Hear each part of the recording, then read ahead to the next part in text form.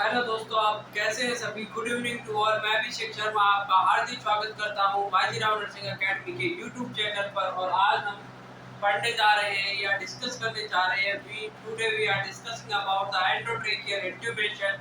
अब endotracheal intubation क्या होता है, एंडोट्रेकियल ट्यूब क्या होती है, उसके बारे में अपन अध्ययन करने जा रहे हैं। तो एंडोट्रेकियल ट्यूब होती है, एंडोट्रेकियल इंट्यूबेशन का मतलब होता है कि आपके माउथ और नोज के थ्रू, जो कि मेनली आपका माउथ यूज किया जाता है, तो मेनली माउथ के थ्रू या नोज के थ्रू आपकी एंडोट्रेकियल ट्यूब में एक ट्यूब डाली जाती है।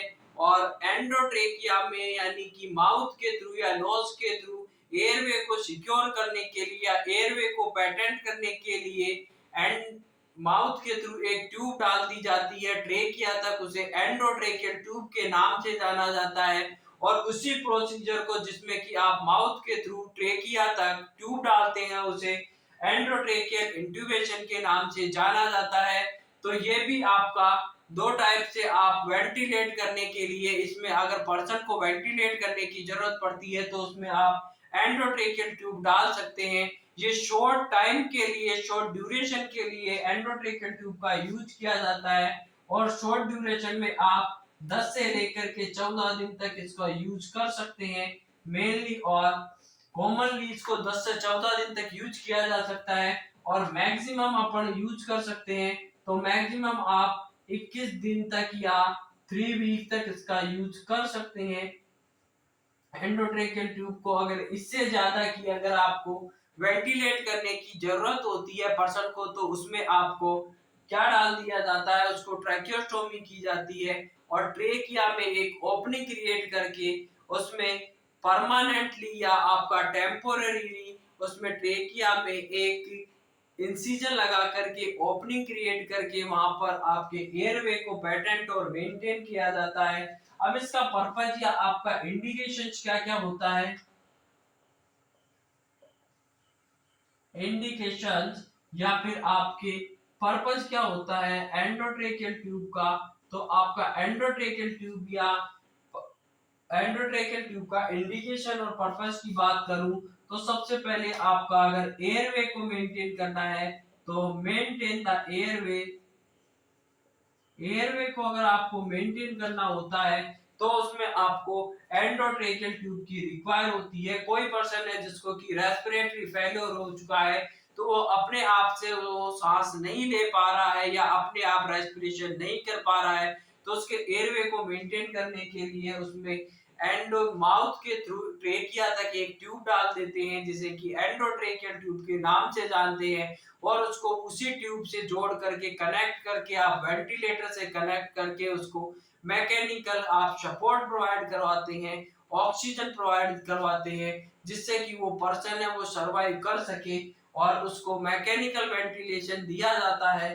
तो उसके लिए आप एयरवे को पेटेंट करने के लिए या एयरवे को सिक्योर करने के लिए एंडोट्रेकियल ट्यूब का यूज किया जाता है। दूसरे में अगर आपको किसी पर्सन को ऑक्सीजन एडमिनिस्ट्रेशन करना है और ऑक्सीजन एडमिनिस्ट्रेशन करना है या हाइपर वेंटिलेट करना है तो भी आपको एंडोट्रेकियल ट्यूब की रिक्वायर होती है। तीसरे नंबर पे अगर आपको एयरवे को सिक्योर करना है या फिर एयरवे की सक्शनिंग करनी है, एयरवे को सिक्योर करना है या एयरवे की अगर आपको सक्शनिंग करनी है तो भी आपको एंडोट्रेकियल ट्यूब की रिक्वायर होती है।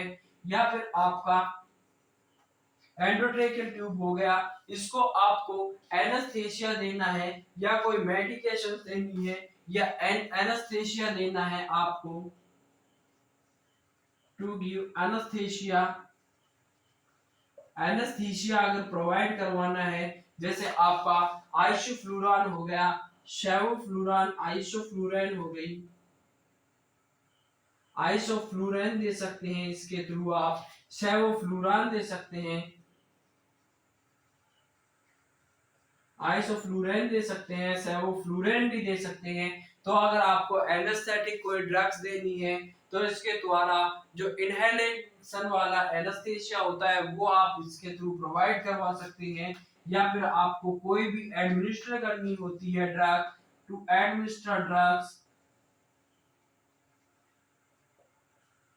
अगर आपको कोई भी ड्रग्स एडमिनिस्टर करनी होती है तो उसके लिए भी आपको एंडोट्रेकियल ट्यूब की रिक्वायर होती है। जैसे कि आपको बच्चा होता है, प्रीटर्म नियोनेट होता है या प्रीटर्म न्यूबॉर्न होता है, उसमें आपको जरूरत पड़ती है डेक्सामेथासोन या बीटामेथासोन जो कि आपको स्टेरॉइड देने की। तो जैसे कि आपका प्रीटर्म न्यूबॉर्न हुआ, प्रीटर्म में आपको रिक्वायर होती है कि आपको उसमें स्टेरॉइड देने की, और स्टेरॉइड आप एंडोट्रेकियल ट्यूब के थ्रू एटी ट्यूब या एंडोट्रेकियल ट्यूब के थ्रू इसमें स्टेरॉइड देंगे, और स्टेरॉइड देते हैं एंडोट्रेकियल ट्यूब के थ्रू, जिसमें कि आपका मेनली आता है बीटामेथासोन हुआ, डेक्सामेथासोन हुआ। तो वो भी आपका एंडोट्रेकियल ट्यूब के माध्यम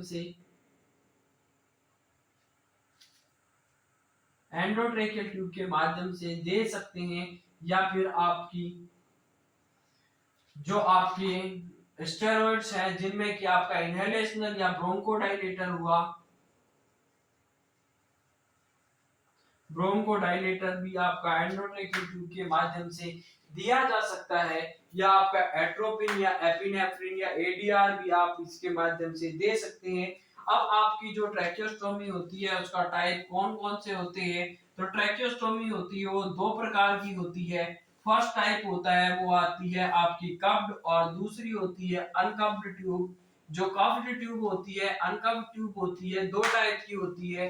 तो कफ होती है वो आपकी कॉमनली यूज करते हैं, अडल्ट में यूज करते हैं ट्रैकियोस्टोमी की तरह। यहाँ भी आपका वही फॉर्मूला होगा कि जो कप्ड वाली ट्रैकियोस्टोमी ट्यूब की जगह अब की बात एंडोट्रेकियल ट्यूब में अगर कफ की एंडोट्रेकियल ट्यूब या कफ ईटी का यूज किया जाता है, वो आपका यूज किया जाएगा वो कप्ड एंड टाइप्स, और टाइप में आती है कप्ड और अनकप्ड। पहली होती है अनकप्ड, और अनकप्ड आपकी यूज की जाती है वो आपका चिल्ड्रंस में यूज करते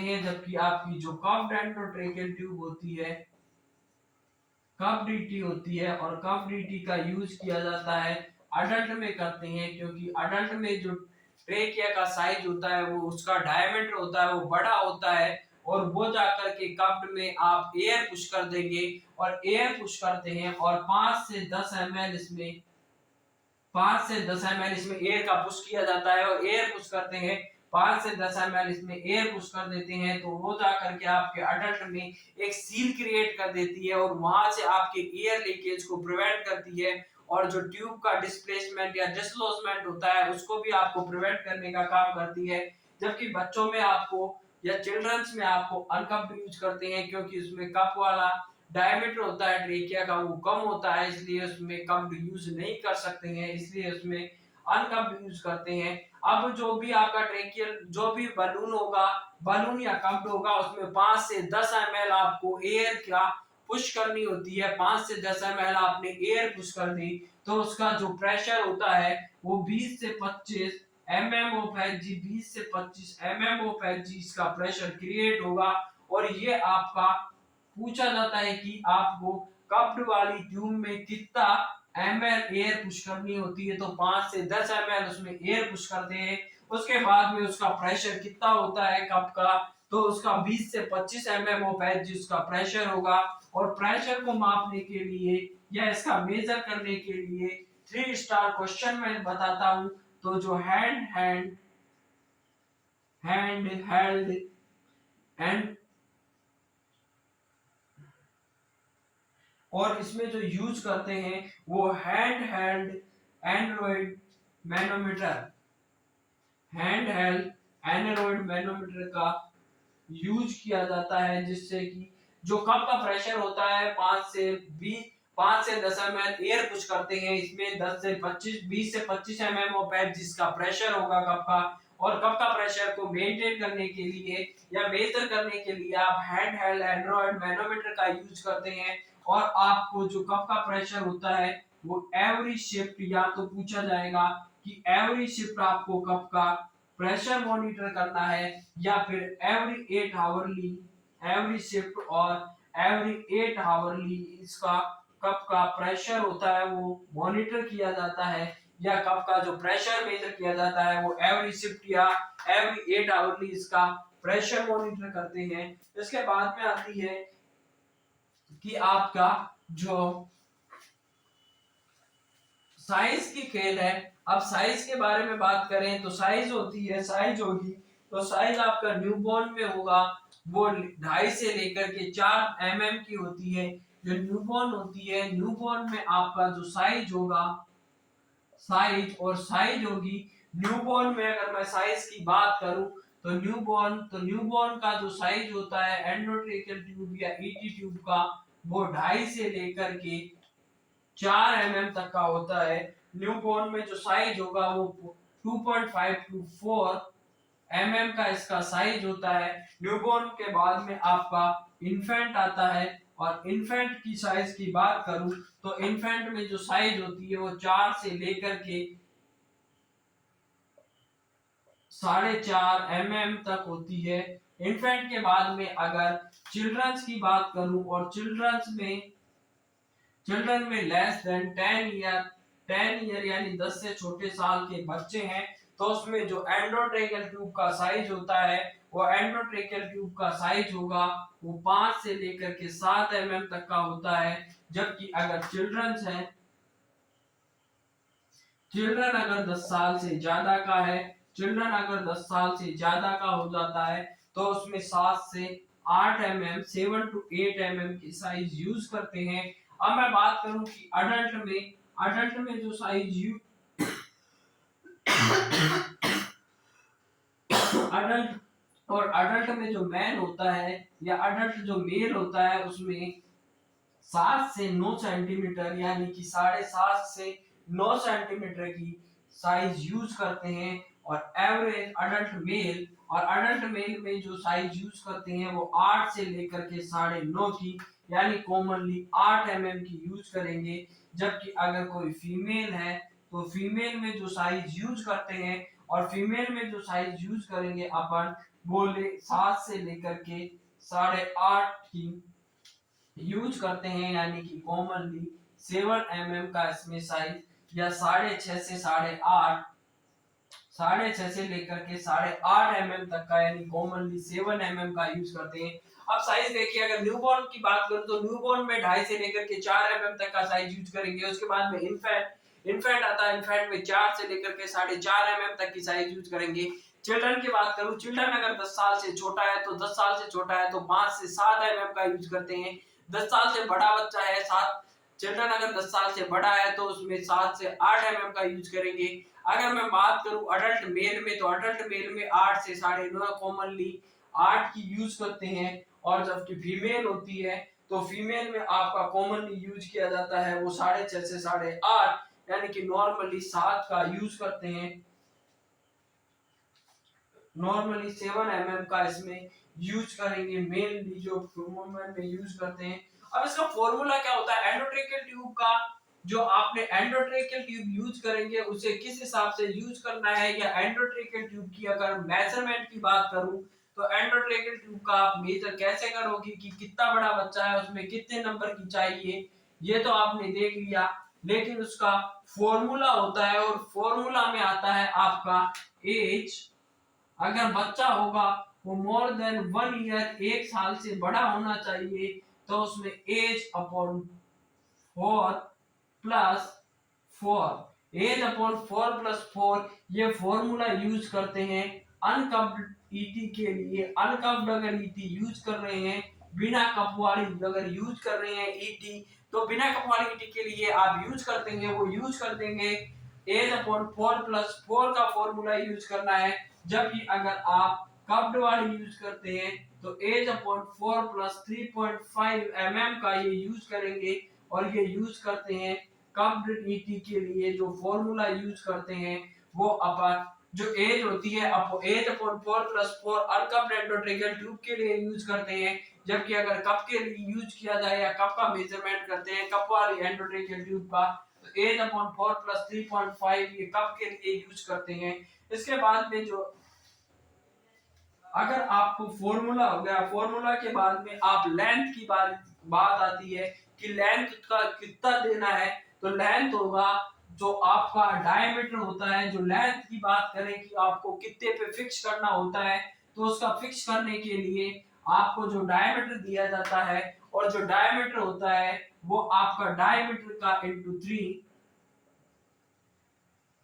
आपकी जो फिक्सिंग होगी, तो डायमीटर है उसको 3 से गुना कर दो या 3 से मल्टीप्लाई कर दो। मान लो एग्जांपल के लिए कि किसी एंडोट्रेकियल ट्यूब आपने जो चूज की है उसका डायमीटर 4 है, तो 4 को आपसे 3 से गुना करना है, तो इक्वल टू जैसे 12 आता है, तो आपको 12 पर इसको फिक्स करना होता है। यानी कि जो भी आपका डायमीटर होता है, डायमीटर को 3 से गुना करने के बाद डायमीटर को आपको मल्टीप्लाई करना है 3 से, और जो भी आएगा वहां पर आपको एंडोट्रेकियल ट्यूब को फिक्स करना है। एंडोट्रेकियल ट्यूब को फिक्स करते हैं तो वहां तक आपकी जो इंसाइजर होता है, वहां तक अपर, जो कहना है अपर सेंट्रल इंसाइजर होते हैं, वहां तक उसकी लेंथ को मेजरमेंट किया जाता है और वहां पर उसको फिक्सिंग किया जाता है। अब पोजीशन कौन सी देते हैं एंडोट्रेकियल ट्यूब के दौरान, ध्यान देने योग्य बात यह होती है कि पोजीशन आप कौन सी पोजीशन दोगे, तो एंडोट्रेकियल ट्यूब के दौरान आप पोजीशन देते हैं, और एंडोट्रेकियल ट्यूब के दौरान आप पोजीशन दोगे, और पोजीशन होगी एंडोट्रेकियल ट्यूब के दौरान जो पोजीशन देते हैं वो आपकी सुपाइन पोजीशन। सुपाइन पोजीशन के साथ में आपका एक्सटेंशन करते हैं, वो नेक का एक्सटेंशन करते हैं, जिससे कि आप स्नीफिंग पोजीशन के नाम से जानते हैं। इसमें स्नीफिंग पोजीशन देते हैं, स्नीफिंग पोजीशन देंगे या हेड टिल्ट और चिन लिफ्ट मैन्युअर यूज करेंगे। हेड को टिल्ट करना है, चिन को लिफ्ट करना है, जिससे आपका एयर में होगा वो ओपन होगा, और इसी प्रोसीजर को या इसी पोजीशन को आप स्नीफिंग पोजीशन के नाम से जानते हैं। अगर आपका पर्सन है या पेशेंट है वो ओबीएस पेशेंट है, ओबीएस पेशेंट है, तो ओबीएस पेशेंट में आपको क्या करना है, रामपेट पोजीशन, रामपेट पोजीशन का यूज करना होता है। जो नॉर्मल यूज करते हैं स्लीपिंग पोजीशन करते हैं, हेड टिल्ट चिन लिफ्ट मैन्युअर यूज करते हैं, स्लीपिंग पोजीशन देते हैं। लेकिन अगर आपका पर्सन है वो ओबीएस है, हाइपर ओबीएस है, या ओबेसिटी से ग्रसित है, मोटापा है, हाथी भाई जैसा है, तो उसमें आप रामपेट पोजीशन यूज करेंगे। अब इसकी जो लेंथ होती है, लेंथ को आपको कैसे मेजर करना होता है, अगर आपने लेंथ होगी, अगर आपने ओरल डाली है तो ओरल डालेंगे, तो ओरल में आपकी आएगी ओरल, तो ओरल इज इक्वल टू आपका आता है कि आपको एज अपॉन ओरल, ओरल में 12 अपॉन 12, 12 के 12 प्लस करना होता है प्लस एज, 12 के साथ में आपने एज, 12 के साथ में एज अपॉन 2, और अगर आप नेजल यूज करते हैं तो नेजल में 12 की जगह आपको 15 प्लस एज अपॉन 2 करना होगा। जैसे मान लो आपने ओरल एंडोट्रेकियल इंट्यूबेशन किया है, तो आपको 12, और 12 के साथ अगर बच्चा अगर 6 साल का है तो एज अपॉन यानी 6 अपॉन 2 प्लस 12, तो जो भी आपका आएगा वो वहां पर आपको फिक्सिंग का है, तो ओरल हो गया, नेजल हो गया। अगर ओरल ही करते हैं तो आप 12 प्लस एज अपॉन 2 करेंगे, जबकि नेजल ही करेंगे तो आप 15 प्लस एज अपॉन 2 भी आप इसको यूज करना होता है। इसके बाद में आप आता है कि आपके एंडोट्रेकियल ट्यूब होती है उसको कहां पर रखना होता है, या उसकी पोजीशन कहां पर रखनी होती है। तो एंडोट्रेकियल ट्यूब होती है वो करीना से लेकर, जो कैरिना होता है, जहां पर आपकी जो ट्रेकिया होती है वो डिवाइडेड होती है प्राइमरी और सेकेंडरी ब्रोंकियाई में, वहां पर एक पॉइंट बनता है, उसे कैरिना के नाम से जाना जाता है। तो कैरिना, करीना कपूर नहीं है, ये कैरिना है, जो कि आपका डिवाइडेशन होता है ट्रेकिया का, वहां पर एक पॉइंट बनता है, उसे करीना के नाम से, कैरिना के नाम से जानते हैं, और इसे 1 से 2 सेंटीमीटर अबव होना चाहिए। यानी कि जो इसका पोजीशन होगी या सिचुएशन होगी वो 1 से 2 सेंटीमीटर अबव होनी चाहिए। कैरिना, कैरिना के पॉइंट से 1 से 2 सेंटीमीटर होगी। और जब क्या करेंगे, अब इसका जब आपने एंडोट्रेकियल इंट्यूबेशन किया, एंडोट्रेकियल इंट्यूबेशन के दौरान 1 से 2 सेंटीमीटर आपको इसको 1 से 2 सेंटीमीटर, 1 से 2 सेंटीमीटर तक आपको अबव रखना है कैरिना, कैरिना से 1 से 2 सेंटीमीटर आपको ऊपर रखना है। अब आपको कैसे पता चलेगा कि इसका प्रॉपर प्लेसमेंट हुआ है या नहीं हुआ है? तो इसका जो कंफर्मेटरी डायग्नोसिस होता है या कंफर्मेटरी होता है, वो आपके एक्सरे से इसका पता लगाया जाता है, क्योंकि एक्सरे में इसमें जो एंडोट्रेकियल ट्यूब होती है उसमें एक रेडियो ओपेक डाई होती है, और जिससे वो रेडियो, जब भी आप एक्सरे करेंगे तो रेडियो ओपेक सबस्टांस को एक्सरे होता है वो एब्जॉर्ब कर लेता है, वो दिखाई देती है, आपके एक्सरे में दिखाई देगी। और कैरिना से आपको 1 से 2 सेंटीमीटर ऊपर रखना होता है। जब आपने इसको इंट्यूबेट किया, इंट्यूबेट करने के बाद में आपको क्या करना होता है, एम्बू बैग से एंडोट्रेकियल ट्यूब को कनेक्ट करते हैं, और आपका दोनों साइड में बायलैटरल चेस्ट एक्सपेंशन देखा जाता है, और उसको दोनों साइड में बायलैटरल इक्वल चेस्ट एक्सपेंशन है, तो उसका मतलब है कि आपकी कैरिना से 1 से 2 सेंटीमीटर है, और दोनों लंग्स में आपका बराबर वॉल्यूम जा रहा है। तो ये आपका कंफर्मेटरी मेथड हो गया, एक्सरे हो गया। उसके बाद में आप जो आपका चेस्ट राइज हो रहा है तो दोनों साइड से होगा, तो आप उसके माध्यम से भी आप पता लगा सकते हो कि आपका सही है या नहीं है। और अगर आपकी ट्रैकियो, जो देखिए आप एंडोट्रेकियल ट्यूबिंग करते हैं तो एंडोट्रेकियल ट्यूब इंट्यूबेशन के दौरान आपको मोर संभावना होती है, ज्यादा संभावना होती है कि वो ट्रेकिया में ना जा करके ट्यूब होती है वो आपकी ईसोफेगस के थ्रू आपकी डायरेक्ट आपका स्टोमक में चली जाए, या ईसोफेगस में चली जाने की संभावना ज्यादा होती है, क्योंकि ईसोफेगस का डायमीटर ज्यादा होता है ट्रेकिया के डायमीटर की बजाय। तो ट्रेकिया में जाने की बजाय वो ईसोफेगस में जल्दी चली जाती है। तो अगर ईसोफेगस में चली गई है तो आपका एब्डोमिनल डिस्टेंशन देखने को मिलेगा, आपका जो लंग साउंड होगा वो आपके एब्डोमिनल साउंड की बजाय कम होगा, और एब्डोमिनल डिस्टेंशन भी देखने को मिलेगा। तो अब यूज करते हैं, अब जब अपन एंडोट्रेकियल इंट्यूबेशन करते हैं तो एंडोट्रेकियल इंट्यूबेशन के दौरान 2 प्रकार का मेनली लैरिंगोस्कोप यूज किया जाता है। एंडोट्रेकियल इंट्यूबेशन के दौरान लैरिंगोस्कोप का यूज करते हैं, और लैरिंगोस्कोप एक इंस्ट्रूमेंट होता है जो कि आपके एयरवे को क्या करता है, एयरवे को ओपन करने का काम आता है। इसमें एक बल्ब लगा होता है जिसकी मदद से आप अंदर के एयरवे को आप देख पाते हैं, तो उसी से आप उसके गाइडेंस में जाकर के आपको एंडोट्रेकियल इंट्यूबेशन करना होता है। तो लैरिंगोस्कोप होता है, लैरिंगोस्कोप में मेनली 2 यूज करते हैं, वैसे तो 3 आ गया लेकिन 2 मेनली यूज करते हैं। तीसरे नंबर पे आता है मैकॉय, मैकॉय भी आ गया, लेकिन जो फर्स्ट होता है वो मिल वाला होता है, मिल या जिसे मिलर भी कहते हैं। मैक को कहा जाता है मैकिंटॉश, एंड मैकॉय हो गया। मिल होता है, इसमें आपका स्ट्रेट होता है, मैकॉय होता है, मैक होता है या मैकिंटॉश होता है, ये कर्व ब्लेड होती है, इसमें कर्व ब्लेड होती है, ये स्ट्रेट ब्लेड होती है, ये कर्व ब्लेड होती है, और मैकॉय में भी आपका कर्व ब्लेड होती है, कर्व ब्लेड होगी, और इसके पीछे